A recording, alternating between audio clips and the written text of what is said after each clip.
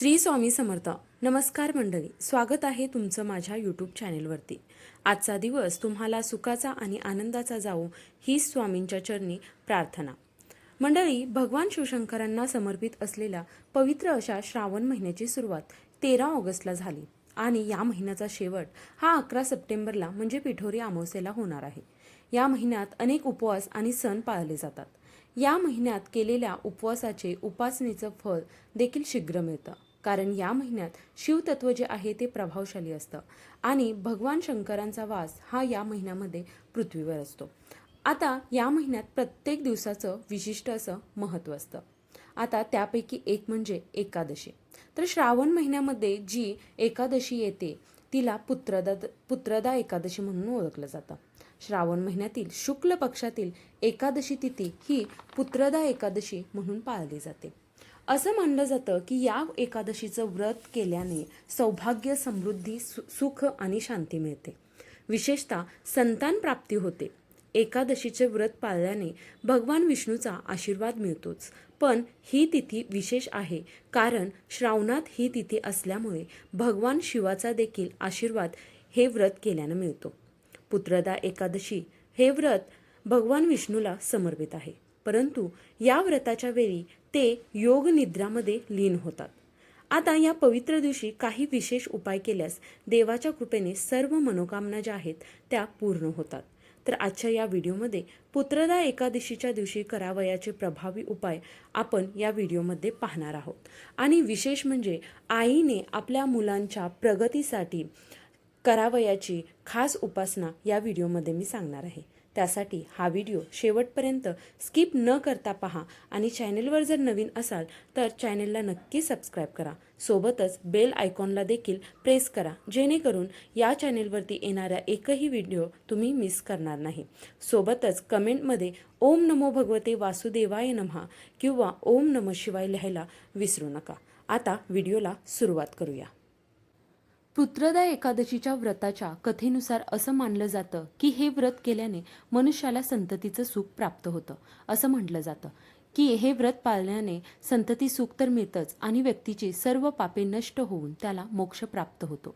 व्रताच्या शुभ प्रभावाने धनसंपत्ती वाढते आणि घरात सुख समृद्धी देखील येते. आता धनाची आवक आणि कर्जमुक्तीसाठी कोणता उपाय करायचा ते पाहूया. तर पुत्रदा एकादशीच्या दिवशी विधीनुसार भगवान विष्णू आणि माता लक्ष्मीची पूजा करा. यानंतर 5 गोमती चक्रे लाल कपड्यात गुंडाळा आणि माता लक्ष्मी आणि भगवान विष्णूला ती अर्पण करा. पूजा संपल्यानंतर संध्याकाळी पैशाच्या ठिकाणी किंवा घरात असणाऱ्या तिजोरीमध्ये हे लाल कपड्यात गुंडाळलेली 5 गोमती चक्रे ठेवून टाका. असं म्हणतात की यामुळे घरात पैशाची कमतरता नसते आणि सर्व प्रकारच्या कर्जापासून मुक्ती मिळते, अनावश्यक खर्च टळतात आणि आपल्या पैशांमध्ये वाढ होते. आता वैवाहिक जीवनातील अडचणी दूर करण्यासाठी या दिवशी कोणता उपाय करावा? तर या एकादशीला भगवान विष्णूला प्रसन्न करण्यासाठी कच्च्या दुधात तुळस आणि केसर मिसळून त्यांची पूजा करा आणि अभिषेक करा. हा उपाय केल्याने संसाराचे पालनहार भगवान विष्णू प्रसन्न होतात आणि लवकरच वैवाहिक जीवनातील अडथळे किंवा वैवाहिक जीवनातील अडचणी दूर ह्या होऊ लागतात. आता तिसरा जो उपाय आहे तो संतान प्राप्तीसाठी केला जाणारा उपाय आहे. पुत्रदा एकादशीला संतान होण्याचे उपाय केल्यास लवकर लाभ होतो.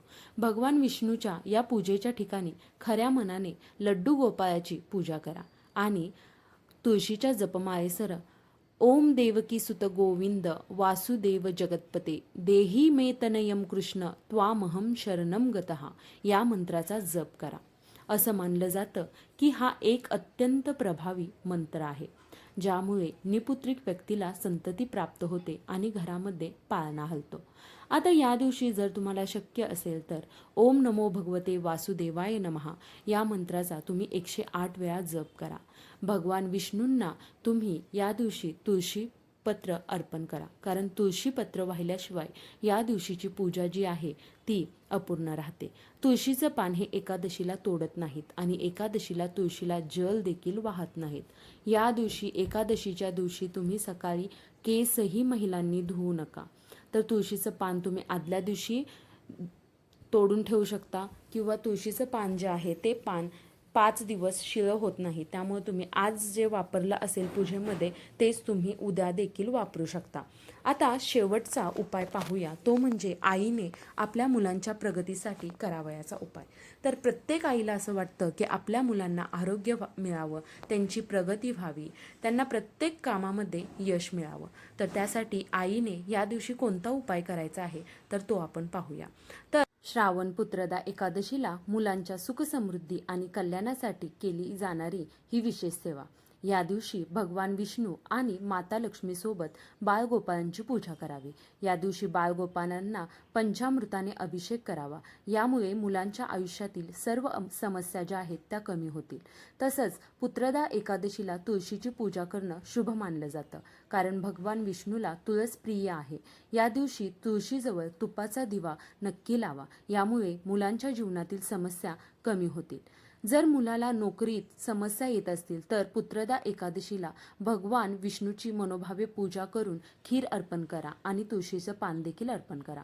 मुलांच्या जीवनात सुखसमृद्धी येण्यासाठी पुत्रदा एकादशीच्या दिवशी संध्याकाळी पिंपळाच्या झाडाची पूजा करावी. तसेच झाडाला पाणी अर्पण करावे आणि नंतर तुपाचा दिवा लावावा. यामुळे सर्व इच्छा ज्या आहेत तर त्या पूर्ण होतात. आणि मुलं जर दीर्घकाळापासून आजारी असतील तर गहू किंवा तांदूळ या दिवशी अर्पण करा.